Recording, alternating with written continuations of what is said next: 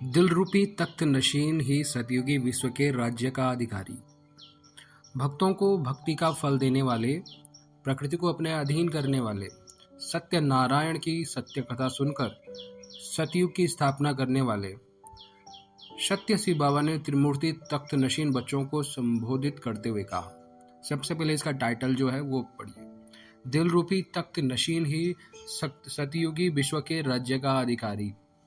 दिल रूपी तख्त नशीन का क्या मतलब है? तख्त नशीन यानी कि जो तख्त पर विराजमान है। दिल रूपी तख्त नशीन जो सिंहासन है, दिल रूपी सिंहासन, उस पर विराजमान किसके दिल रूपी उसमें मतलब विराजमान है? परमात्मा के दिल में जो समाया हुआ है, जो बैठा हुआ है, वही सतयुगी विश्व के राज्य का अधिकारी बनेगा। परमात्मा के दिल में कौन बैठ सकता है? जो परमात्मा का बच्चा होगा। परमात्मा का बच्चा कौन हो सकता है? हर कोई हो सकता है, लेकिन उसके लिए पहले स्वयं की पहचान होनी चाहिए कि मैं एक बॉडी नहीं हूँ, मैं एक XYZ नाम नहीं हूँ, मैं कोई XYZ कोई पोजीशन या कोई पद प्रतिष्ठा पाया हुआ व्यक्ति नहीं हूँ। मैं एक चैतन्य स्वरूप आत्मा हूँ जो कि परमात्मा का बच्चा है। मैं उसका बच्चा हूँ और उसके साथ वो कनेक्शन बनाएंगे और अपने जो आत्मिक गुणों को वो जगाएंगे, उन्हें यूज़ करेंगे, धारणा में लाएंगे, यानी कि सोच समझ कर अपने जो गुण हैं वो जगाएं और उन गुणों को अपने डेली कामों में लाएं, अपने संबंधों में लाएं, अपने काम काज में लाएं और लोगों के साथ उन गुणों को यूज़ करके ही बात करें और लोगों की भलाई के लिए काम करें। तो वही काम में तुम्हारी सफलता छिपी है और वही तुम्हें परमात्मा के दिल रूपी तख्त नशीन बनाएगा। और इसमें ज़्यादा कोई मतलब टफ काम है ही नहीं कि कुछ जानबूझ के अच्छा बोलना पड़ेगा, नहीं, वो ऑटोमेटिकली आएगा। अगर जानबूझ के करोगे तो वो एक नाटक होता है, वो एक ड्रामा होता है। बट जब जो ऑटोमेटिकली आता है, छोटा बच्चा देखो, उसको कुछ बोलने की या कुछ एक्टिविटी करने की ज़रूरत नहीं पड़ती, वो स्वाभाविक उसके अंदर से आता है। स्माइल देना या जो भी वो करता है वो प्री प्लान नहीं होता है कि हाँ वो ऐसा करेगा, ऐसा बिहेव करेगा, नहीं, वो ऑटोमेटिक उसके स्वभाव में आ रहा है क्योंकि वो अंदर से उतना ही साफ और शुद्ध है, प्योर है। बट हम भी ऐसे ही थे, बट बाय द टाइम हम चेंज होते गए, हमारे कुछ इम्प्योरिटीज़ आई हमारे बिहेवियर में, बोल में, माइंड में, थॉट्स में। तो इसको चेंज करना है, चेंज करने में थोड़ा समय लगेगा, लेकिन इतना भी ज़्यादा समय नहीं लगने वाला कि आप इसे बदल ही ना सको। बस पहचान की ज़रूरत है कि आप हो कौन और आपकी प्रॉपर्टीज़ हैं क्या। ये आप जान गए तो सेकंड में ही आपको परिवर्तन और ये महसूस होना स्टार्ट हो जाएगा कि आपकी जो प्रॉपर्टीज़ थी वो आपको महसूस होने लग जाएंगी। शांत स्वरूप आप हैं, शक्ति स्वरूप आप हैं, ज्ञान स्वरूप आप हैं, पवित्र स्वरूप आप हैं, आनंद स्वरूप आप हैं, प्रेम स्वरूप आप हैं और सुखी खुश आप हैं। तो इतने सारे गुण जो हम बाहर देखते हैं ना कि मुझे शांति चाहिए, मुझे खुशी चाहिए, चीज़ों में ढूंढते हैं, रिश्तों में ढूंढते हैं, कहीं कुछ पाने में ढूंढते हैं, किसी चीज़ों में ढूंढते हैं, किसी जगह में ढूंढते हैं, ये सब टेम्परेरी खुशी हैं। ये तुम्हें परमानेंट खुशी नहीं दे सकती। जो टेम्परेरी दे सकती है उसमें कुछ टाइम बाद आप बोर होने लगोगे, फिर आप किसी और चीज़ों में खुशी ढूंढोगे, फिर वहाँ पे मिलेगी, फिर वहाँ से बोर हो जाओगे, फिर तुम्हें और चाहिए होगा और ये फिर एक लूप होता ना, इनफाइनाइट लूप, इसी में ही तुम उलझते रह जाओगे जो कि टेम्परेरी होगी, परमानेंट नहीं होगी। तो परमात्मा यही कह रहे हैं कि अपने रियल स्वरूप में आओ, अपने रियल गुणों को जगाओ, अपने रियल गुणों से ही व्यवहार करो। जो भी काम करना है, बिजनेस कर रहे हो, जॉब कर रहे हो या अपना बिजनेस चला रहे हो या घर में कोई काम कर रहे हो या दिहाड़ी मजदूरी कर रहे हो, जो भी कर रहे हो काम करो, करना सब तुम्हें ही है, लेकिन अपने गुणों में रहकर करो तो वो जो काम है उस काम में कोई इम्प्योरिटी नहीं आएगी, कोई गलत विचार ही नहीं आएगा और वही तुम्हें मेरे दिल के तख्त नशीन बनाएगा और वही फिर सतयुगी विश्व के राज्य का अधिकारी बनेगा। तो बाबा क्या कह रहे हैं? क्या आप बच्चे अपने को त्रिमूर्ति तख्त नशीन समझते हो? आज की सभा त्रिमूर्ति तख्त नशीन की है। अपने त्रिमूर्ति तख्त को जानते हो ना? एक है अकाल मूर्त आत्मा का, यह भ्रिकुटी रूपी तख्त, यानी कि जो अकाल मूर्त यानी कि जिसका कोई समय ही नहीं है और जो समय के साथ परिवर्तित ही नहीं होती है, वो एक समान है, वो आत्मा, काय और भृकुटी रूपी तख्त। यानी कि आत्मा कहाँ पे बसती है हमारे शरीर में? वो हमारे मस्तक के बीचों बीच, जहाँ पे हम तिलक लगाते हैं, वहाँ पर विराजमान होती है। ठीक इसके पीछे हाइपोथैलेमस और पिट्यूटरी ग्लैंड के बीच में स्थित होती है हमारी आत्मा। तो वहाँ पे वो निवास करती है। तो पहला जो हमें त्रिमूर्ति तख्त को जानते हो ना, तो पहला जो तख्त है वो है भृकुटी रूपी तख्त। यानी कि आत्मा के बीचों बीच में जो माथा के बीचों बीच में जो आत्मा बसती है, उस तख्त रूपी की पहचान होनी चाहिए। अकाल मूर्त आत्मा का यह भृकुटी रूपी तख्त। और दूसरा है विश्व के राज्य का तख्त। तीसरा है सर्वश्रेष्ठ बाप दादा का दिल रूपी तख्त। ऐसे हर एक अपने को तीनों ही तख्तों पर नशीन अनुभव करते हो या सिर्फ जानते हो?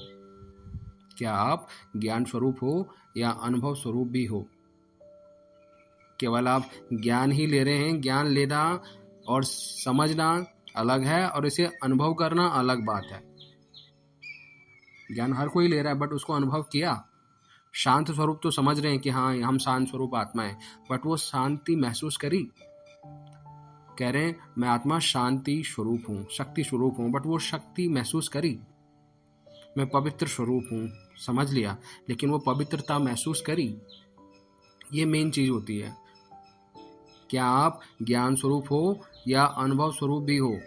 मैं श्रेष्ठ आत्मा अनेक बार इसकी तख्त नशीन बनी हूँ। यानी कि अनेक बार ये जो कल्प है ना, सतयुग, त्रेतायुग, द्वापर युग, कलयुग, सतयुग, त्रेतायुग, द्वापर युग, कलयुग, ये जो चक्र है ना, एक एक चक्र, एक एक साइकिल, ये हर बार रिपीट होता रहता है और हम आत्माएं इसमें फिर अपने आप को चेंज करती रहती हैं। तो बाबा यही कह रहे हैं, परमात्मा यही कह रहे हैं कि मैं श्रेष्ठ आत्मा अनेक बार इसकी तख्त नशीन बनी हूँ। अपने पिता के दिल के तख्त नशीन बनी हूँ। अपने ओरिजिनल गुणों में मैं फिर से वापस लौटी हूँ। ये मैंने बार बार किया है। और जो काम हम बार बार करते हैं उसको फिर एक बार और करने में कोई तकलीफ हो सकती है क्या? हमें नहीं हो सकती है। तो मैं श्रेष्ठ आत्मा अनेक बार इसकी तख्त नशीन बनी हूँ। ऐसे अनेक बार की स्मृति स्पष्ट रूप में और सहज रूप में अभी अभी की बात महसूस होती है।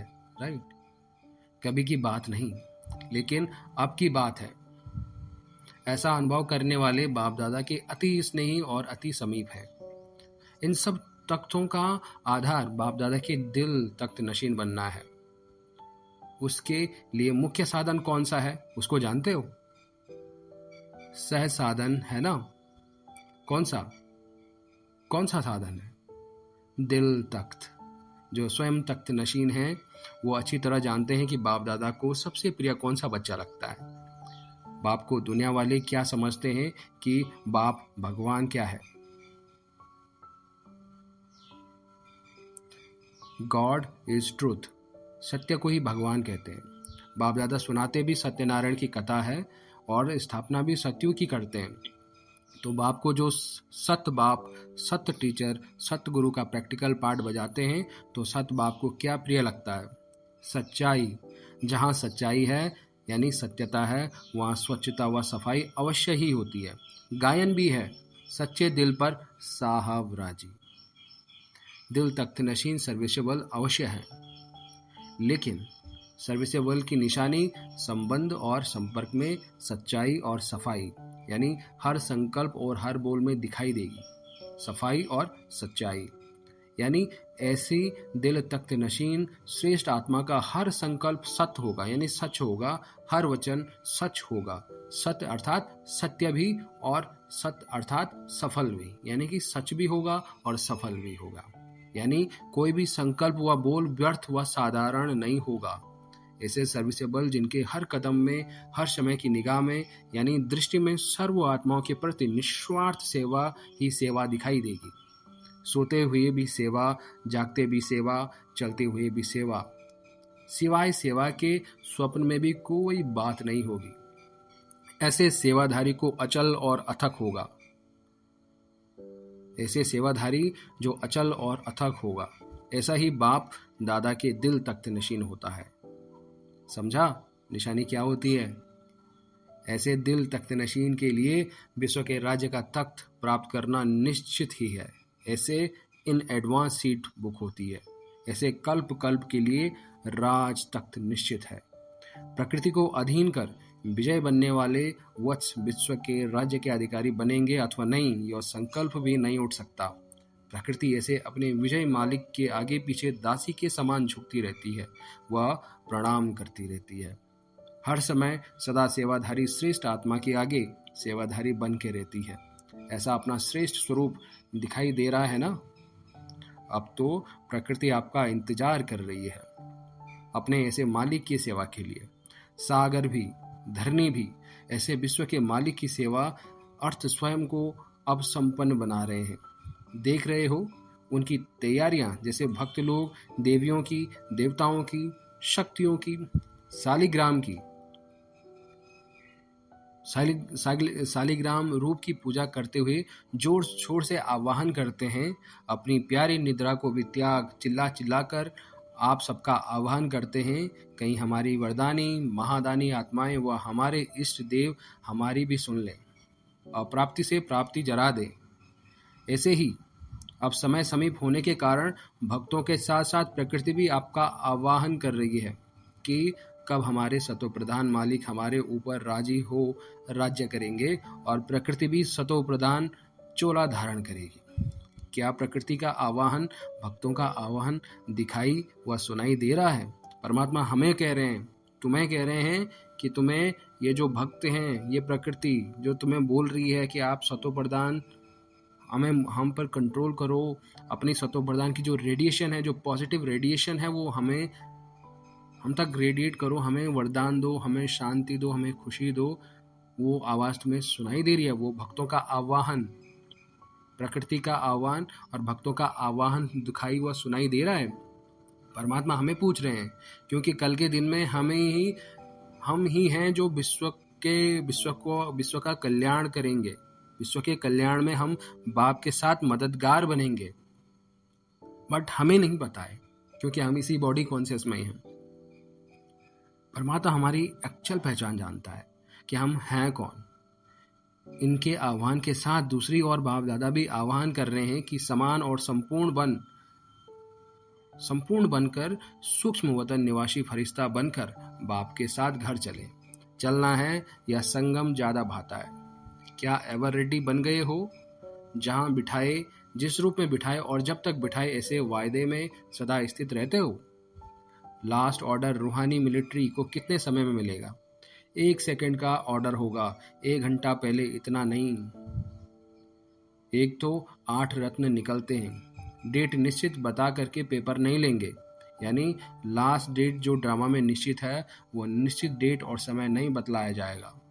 यह तो एवरेज बताया जाता है, लेकिन लास्ट पेपर एक ही क्वेश्चन का और 1 ही सेकंड का होगा। इसलिए बच्चों को एवर रेडी बनना है। हर समय स्वयं को चेक करो कि समेटने की शक्ति और सामना करने की शक्ति, दोनों शक्तियों से संपन्न बन गए हो। समेटने की शक्ति का बहुत समय से कर्तव्य में लाने का अभ्यास चाहिए। लास्ट समय समेटना शुरू नहीं करना, समेटते ही समय बीत जाएगा। समेटने का कार्य तो अब संपन्न होना चाहिए। तब एक बल, एक भरोसा व निरंतर तुम्ही से खाऊं, तुम्ही से बैठूं, तुम्ही से बोलूं और तुम्ही से सुनूं का किया हुआ वायदा निभा सकेंगे। ऐसे नहीं कि 8 घंटा तुम्ही से बोलूं सुनूं, बाकी समय आत्माओं से बोलूं और सुनूं। यह निरंतर का वायदा है। इसमें चतुर नहीं बनना। बाप की दी हुई पॉइंट्स बाप के आगे वकील के रूप में नहीं रखना। अमृत वेले कई वकील बनकर आते हैं, वकालत सतयुग में नहीं होगी। इसलिए बाप दादा के आगे ऐसे नटखटपन नहीं करना। वकील की बजाय जज बनो, लेकिन किसका? स्वयं का जज बनना, दूसरों का नहीं। बाप दादा को सारे दिन में अमृत वेले के समय बच्चों के विचित्र खेल देखते हर्षित होने को मिलता है। साक्षी होकर आप एक दिन भी देखो तो बहुत हंसोगे। कोई योद्धा बनकर भी आते हैं, बाप के दिए हुए शस्त्र बाप के आगे यूज करते हैं। आपने ऐसा कहा, ज्ञान ऐसा कहता है। आप मुस्कुराते हैं, खेल देखते रहते हैं। योद्धा की बजाय विजय बनो, तभी त्रिमूर्ति तख्तनशीन बन सकोगे। समझा? अच्छा, ऐसे सदा विजयी, सर्व वायदे निभाने वाले बाप दादा के अति स्नेही और समीप प्रकृति को दासी बनाने वाले और सर्व आत्माओं की सर्व मनोकामनाएं पूर्ण करने वाले श्रेष्ठ आत्माओं को बाप दादा का याद प्यार और